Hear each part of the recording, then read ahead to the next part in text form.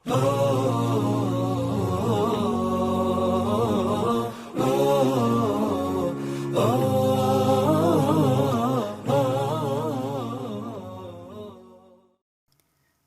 عليكم ورحمة الله وبركاته. كسو دواada aqoon doon channel. muuqaalkan waxaan rabaa inaan idin kula wadaago application-ka ugu fiican ee loo adeegsado social media sida WhatsApp-ka, Facebook-ga, Twitter-ka iyo inta la midka ah. ugu horeyn marka muuqaalkan waxaan ku arki doonaa qaabka loola soo dago application-ka. marka xigtana waxaan ku baran doonaa qaabka loo isticmaalo application-kan anagoo u adeegsan doona WhatsApp-ka tusaale ahaan.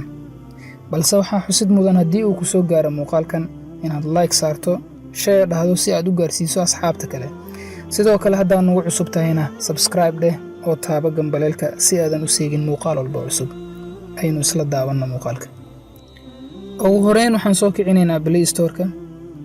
kadib waxaan sii dhihi doonaa application-ka magaciisu uu yahay Smart Tools Pro. intaa markaan sameyno waxaan ku dhufanaynaa application-ka.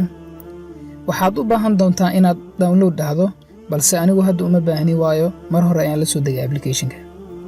intaa haddaan ugu gudbo qaabka loola soo dego application-ka, waxaan u gudbayaa sida loo isticmaalo. ugu horeyn marka waxaan soo furayaa application-ka.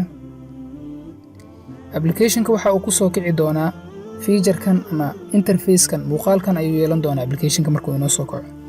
application-ka haddaba waxa uu ka kooban yahay dhowr qaybood. waxaa ka mid ah text to emoji wall, in eray loo bedelo emoji. sidoo kale wuxuu leeyahay repeat the text, in eray dhowr jeer lagu celceliyo. sidoo kale waxa uu leeyahay blank wall, in meel qalalan la diri karo. sidoo kale waxa uu leeyahay direct message, in message si caadi ah loo diro. wuxuu leeyahay status server, in statusyada muuqaalada ama sawirada la soo dhigo statuska aad save gareysan karto.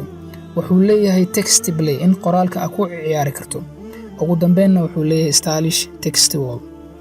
ugu horeyn marka waxaan guda galayaa inaan mid u sharaxo anigoo ka bilaabi doona midka ugu horeeya ay ah text to emoji wall.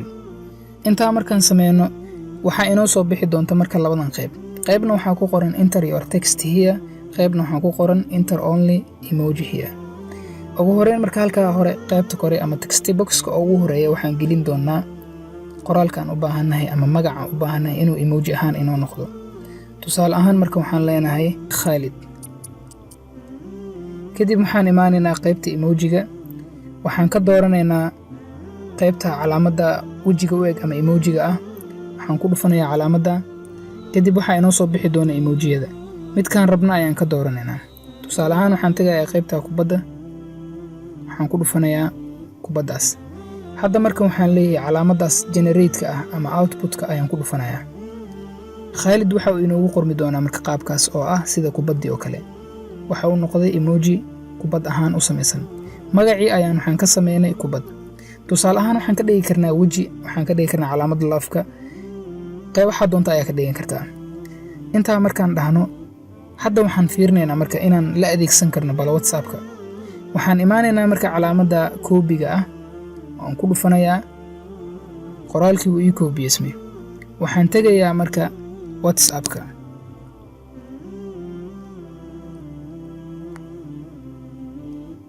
kadib qoraalkaas ayaan qof kale u diraa. waxaan leeyahay marka halkan ayaa imaanayaa, waxaan ku dhahayaa baasti. saa arkaysaan qoraalkii wuxuu inoo noqday qaab kubad ah. waxaana ku qoran Khalid. waxaan u gudbaynaa marka qaybta labaad oo ah repeat the text, in qoraal aan dhowr jeer ku celcelino. tusaale ahaan marka waxaan soo furayaa qaybta.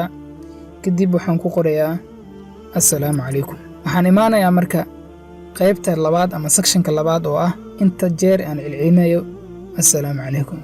tusaale ahaan marka waxaan gelinayaa 50 ama 50. isla sidii oo kale waxaan ku dhufanayaa calaamadda generate-ka. saa arkaysaan marka halkaa waxaa inooga muuqata assalaamu calaykum oo tiro badan ah. sidii oo kale waxaan leeyahay copy. waxaan tegayaa WhatsApp-kii. isla sidii oo kale qofkii ayaan u dirayaa anigoo baasti ku dhahaya qoraalka. waxaan ka gudubnay qaybta labaad. hadda waxaan u gudbaynaa qaybta saddexaad oo ah blank wall, in meel qalalan aan dirno. waan ku dhufanayaa. kadib waxaan soo dooranayaa tirooyinkan mid ka mid ah. tusaale ahaan waxaan dooranayaa 5. isla sidii oo kale ayaan leeyahay marka copy. kadib waxaan imaanayaa WhatsApp-ka. then waxaan ku dhahayaa baasti. kadib waxaan leeyahay send.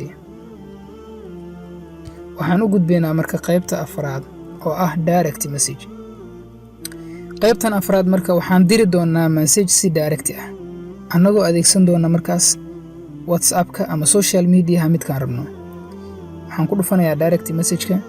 halkan waxaan gelin doonaa nambarkayga ama nambarka aan rabo inaan wax ka diro. kadib waxaan imaanayaa send your chats. qoraalkan raba ayaan halkan ku qorayaa marka tusaale ahaan waxaan soo qorayaa waxaan rabo. kadib waxaan imaan doonaa social media mid ka mid ah Instagram-ka, Twitter-ka, Messenger-ka ama Facebook-ga. sidaas ayaan qofka ugu diri doonaa. waan ka gudbayaa qaybtaas. status server-kana badanaa waan wada garanaynaa. waxaan save garan doonaa waxyaabaha status-ka la soo dhigo. hadda waxaan u gudbayaa marka text play oo aan isdhihi karo waa midka ugu fiican uu leeyahay application-kan ama feature-ka ugu fiican uu application-kan leeyahay. waxaan ku dhufanayaa text play. kadib waxaan imaanayaa halka ay ku qoran tahay enter your text. qoraalka halka inoogu qoran ayaan waxaan ku qoranaynaa marka qoraalkan rabno. tusaale ahaan waxaan leenahay hello. marka hello ayaan u qori karnaa dhowr siyaabood. text play marka la dhahayo waa in qoraalka macnaha lagu ciyaaro. hello ayaan u qoraynaa si reverse ama gadaal ama inaan hoos aadino ama inaan kor aadino ama inaan dhinac u dirno. tusaale ahaan marka waxaan soo koobiyeynayaa flip text-ga oo ugu hooseeyo. kadib waxaan imaanayaa isla sidii oo kale WhatsApp-ka. waxaan paste ku dhahayaa WhatsApp-ka. waxaan u dirayaa qofkii. saa arkayna marka hello hoos ayaa u qoran tahay iyadoo reverse ah oo gadaal u qoran. ugu dambeyn waxaan u gudbaynaa feature-ka ah stylish text wall. qaybtan waxaan ku arki doonaa hadba qoraalka in si stylish ah loo qoro. tusaale ahaan hey ayaa halkaa inoogu qoran. waxaan rabnaa marka hadba noocahan inaan u qorno. waxaan soo koobiyeynayaa marka midkaan rabo. isla sidii oo kale waxaan tegi doonaa WhatsApp-ka. kadib ayaan ku dhihi doonaa paste. saa arkaysaan qofkii waxaan u dirnay qoraal stylish ah ama qurux badan. waan filayaa inaad muuqaalkan ka hesheen kana faa'iideen wax badan. intaan ku kulmi doonno muuqaalkan muuqaal ka xiiso badan waxaan idinkaga tegayaa sida in nabadgelyo. والسلام عليكم ورحمة الله وبركاته.